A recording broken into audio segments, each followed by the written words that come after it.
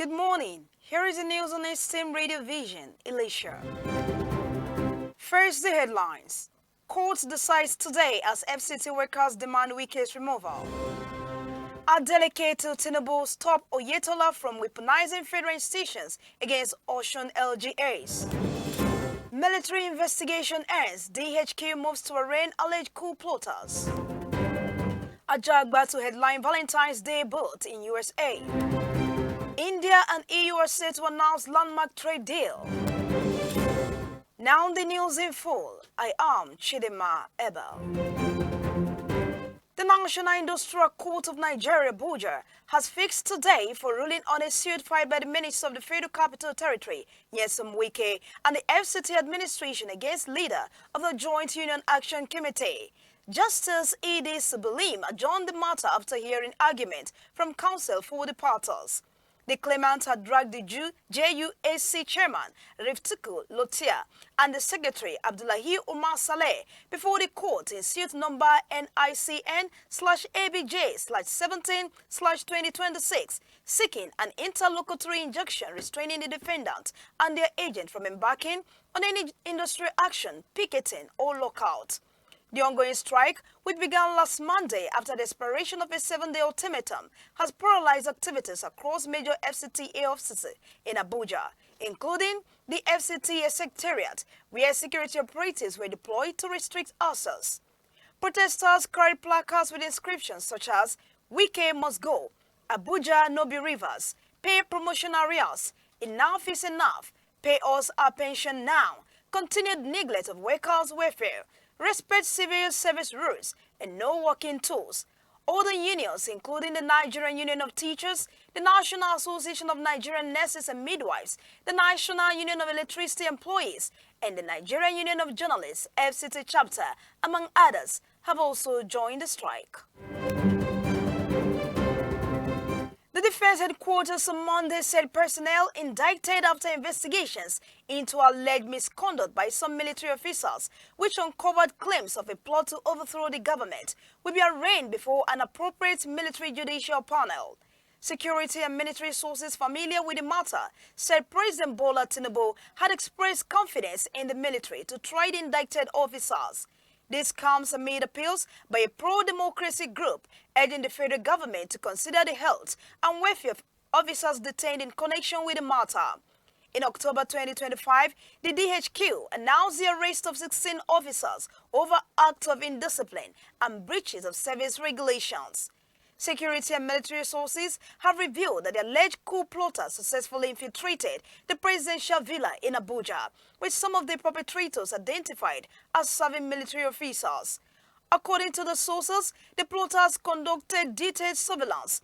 They assessed security installations and identified vulnerabilities in the villa's defenses before the plot was uncovered. Speaking with the journalists on Monday, a presidential villa security source revealed that the plotters had infiltrated the villa and had perfected plans to carry out the acts. Governor of Osun State Ademola Adeleke has appealed to President Bola Ahmed Tinubu to intervene and stop the Minister of Marine and Blue Economy, Gboyega Oyetola, from weaponizing federal institutions against local government in the state. Adeleke, in a statement by his spokesperson, Olawale Rasheed, in Osogbo Monday, alleged that the All Progressives Congress chairman and councillors are illegally occupying the state secretariat with police protection on the instructions of Oyetola. He added that the tenure elongation sought by the APC chairman and councillors contradicts the settled Supreme Court precedent in the case of former Oyo Governor Rashidi Ladoja.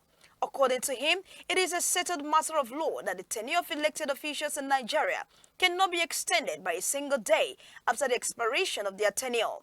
The Supreme Court, in the case of former Governor Ladoja of Oyo State, ruled that the governor's tenure cannot be extended, after finding in his favor that he was illegally removed from office for about 11 months and reinstated him to office.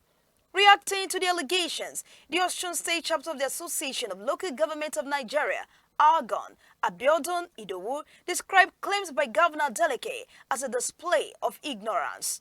Dismissing allegations of Oyetola's involvement, the Argonne chairman said local government enjoyed autonomy, stressing that delegates should not use LG matters as a vindictive means to get at Oyetola. And now on the sports, Nigerian heavyweight Efe Ajagba will headline Zufa Boxing third Paramount card on February 14, facing former IBF champion Charles Martin on Valentine's Day at the UFC Apex in Las Vegas, Nevada.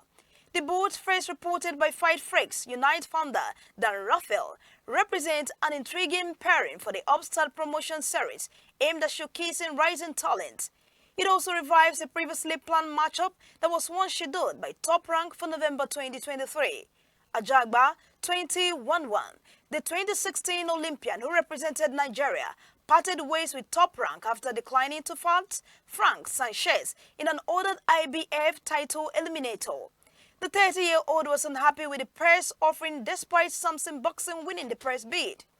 Martin, 30-41, briefly held the IBF heavyweight title after winning it in January 2016, but lost it in his first defense to Anthony Joshua 2 months later. The 39-year-old southpaw has fought just 10 times in nearly 10 years since that loss, providing stents for rising stars Jared Anderson and Adam Konake. And now on the foreign scene, the European Union and India are set to announce a landmark trade deal after nearly 2 decades of on-off talks, as both sides aim to deepen ties amid tensions with the US. India's Commerce Secretary Rajesh Agarwal said on Monday the negotiation had been wrapped up and the deal finalized.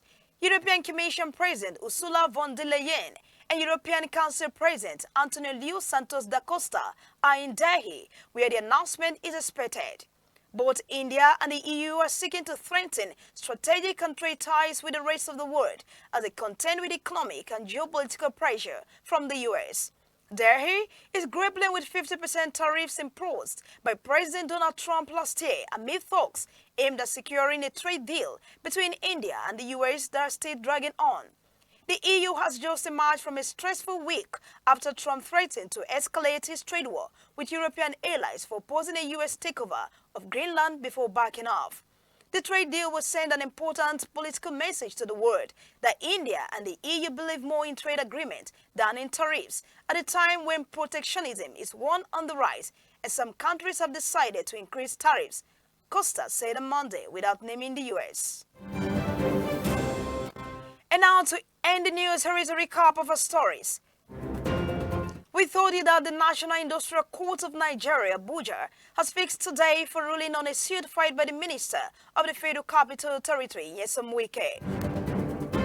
We also told you that the Defense Headquarters on Monday said personnel indicted after investigations into alleged misconduct by some military officers which uncovered claims of a plot to overthrow the government will be arraigned before an appropriate military judicial panel.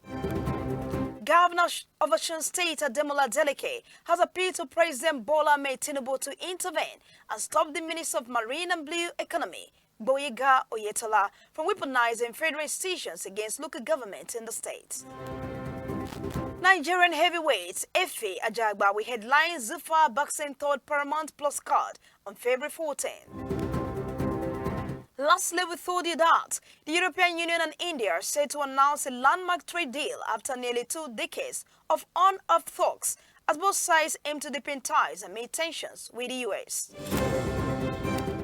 That ends the news on Esteem Radio Vision, Elisha, Osun State, Nigeria. The news was edited by Onwayo Ajiboye and was brought to you by Chidima Abel. For sponsorship and advert placement, please contact us on 0916-634-9956. You can also follow us on our social media platforms, on Facebook at Esteem Radio Vision, on YouTube at Esteem Studio. Thanks for listening. Good morning.